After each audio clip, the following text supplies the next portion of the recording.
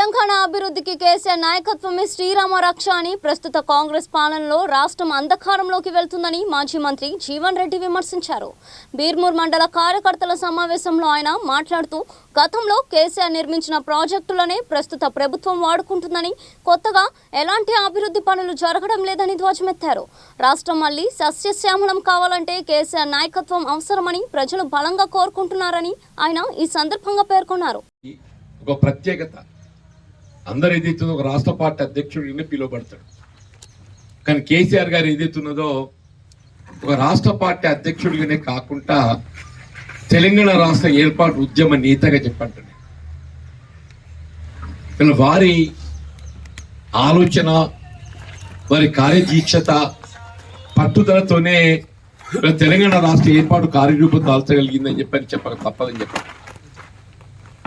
నిన్నటి వరకు ఏది ఇస్తుందో రాజకీయంగా నాకున్నటువంటి ఒక సుదీర్ఘ కాంగ్రెస్ పార్టీ అనుబంధంతో వీళ్ళు భిన్న అభిప్రాయాలు కలిగి ఉండొచ్చు, కానీ ఏదైతుందో మారిన కాలంలో వీళ్ళ కాంగ్రెస్ పార్టీ ప్రభుత్వం అధికారాన్ని వచ్చి కూడా వీళ్ళు 20 మాసాలకి వెళ్ళి ఏదైతుందో వాస్తవం ప్రతి కాంగ్రెస్ కార్యకర్త ఒక దశాబ్ద కాలం కాంగ్రెస్ పార్టీ ప్రభుత్వం అధికారం రావాలని కోరుకున్నాడు. ఏ రాజకీయ పార్టీ అట్లే కోరుకుంటుంది. వచ్చిన తర్వాత ఫలాలు ఎవరికి దక్కాలి? ఆ 10 ఏళ్ళు ఎవరు కృషి చేస్తే వాళ్ళకి దక్కాలి. ఇలా 10 ఏళ్ళు ఎవరు కృషి చేసినో వాళ్ళకి దక్కాల్సిన ఫలాలు ఏదైతుందో వాళ్ళకి దక్కకుంటే ఇదే ఇవాళ గడిచిన దశాబ్ద కాలం ఎవరైతే ఆధిపత్యంతో మరి కాంగ్రెస్ పార్టీ కార్యకర్తలు అన్నాడు అనగదొక్కే ప్రయత్నం చేసిండో ఆయన కాజేయని పరిస్థితి ఎవరైనా భరిస్తారే? నాకు కూడా విధి లేని పరిస్థితి అని చెప్పంటున్నా. నాకు కూడా విధి లేని పరిస్థితి చెప్పంటున్నా. ఒకవైపు ఏదైతుందో కార్యకర్తల హక్కులను కాపాడలేకపోయినా నాకు మానసిక క్షోభ, నేను అనుభవించాల్సినటువంటి ఒక అధికార పార్టీ అండదండలు ఏదైతుందో వేరే ఎవరు వచ్చి కాజేస్తుంటే ఎవరు కూడా సహించలేమని చెప్పట్టు. సరే 20 మాసాలు ఉపయోగపడిన చివరికి ఏదైతుందో మొన్నటి మున్సిపల్ ఎన్నికలు దానికి పరాకాష్ఠకు చేరుకున్నది. వాళ్ళు ఎవరేమన్నా కానీ ఇప్పుడే మీరు సుభాష్ చెప్పిండు, వీళ్ళ బీఫామ్లు ఎవరికి రావాలి? ఇవాళ మీరు అందరూ ఏమంటున్నారు? ఇలా మీ కష్టకాలంలో మేము బీఆర్ఎస్ పార్టీకి అండగా నిలబడుతున్నామయా. రేపు కేసీఆర్ గారు ఏదైతుందో జగిత్యాలకు వస్తుంటే మేమందరం వారి సభ జయప్రదం చేయాలని చెప్పని మీరు అందరు ముందుకు వస్తున్నారు.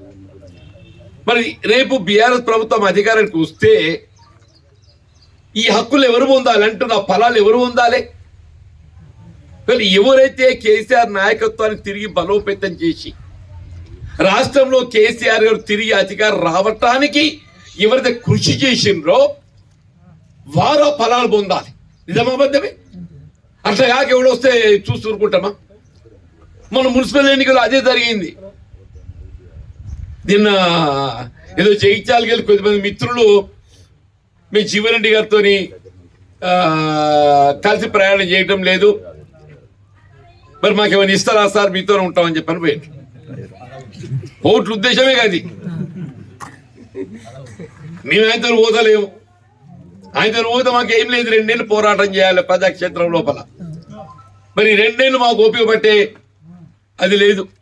మరి మా మనం చూస్తావా మన అని చెప్పని పోయిందా? ఆయన ఏం చెప్పిండు?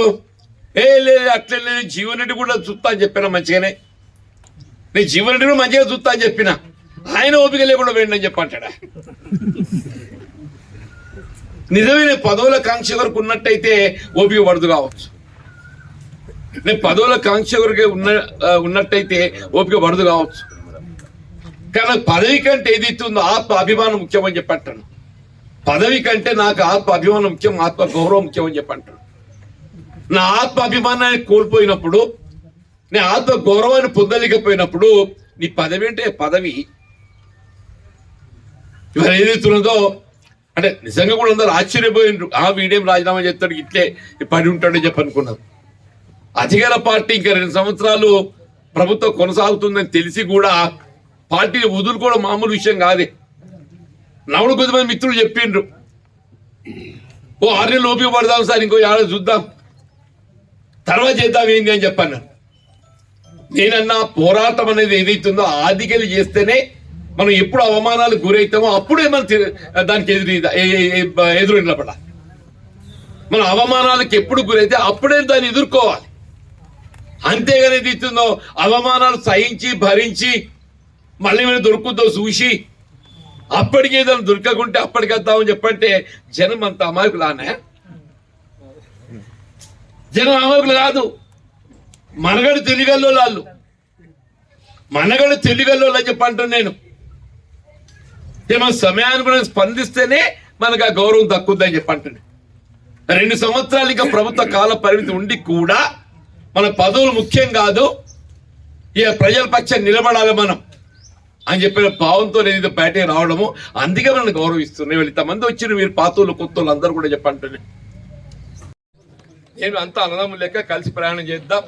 ఇద్దరు మిత్రులు ఇక్కడ రమణ గారు ఉన్నారు, వసంత గారు, అందరం కూడా కలిసి ప్రయాణం చేస్తాం.